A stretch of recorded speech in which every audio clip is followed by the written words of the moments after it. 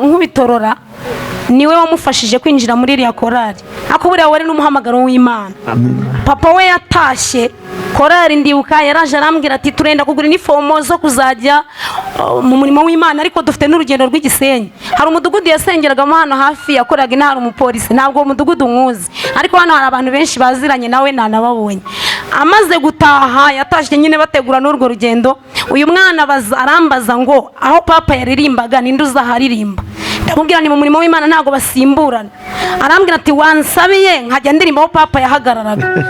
Mbisaba mushumba nyine gufasha umwana kuko yari yahungabanye, nyine ajyamo erega no ko Yesu bivura ihungabana, ajyamo yinjiramo akora umurimo mu minsi mike nk'ukwezi ababaye umucuranzi. Nshima Imana navuye mu rugo mva nasize abandi bana batatu bari inyuma ye.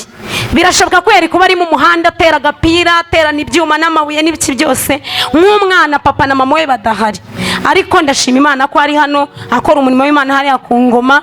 Ndashimira Sauti mbasabira umugisha, ntago ari hano mu rusengero gusa, baramfubitse mu gihe cy'imbeho, banyubakiye inyubako umugabo yarasize ituzuye, baramfasha barabizi baritanze. Ibyo ndabizi uzabibuka ujye ubibuka. Amina. Wakomeye Yesu wacu amashyi menshi ku Mana. Hanyuma ndumva amarira yaje.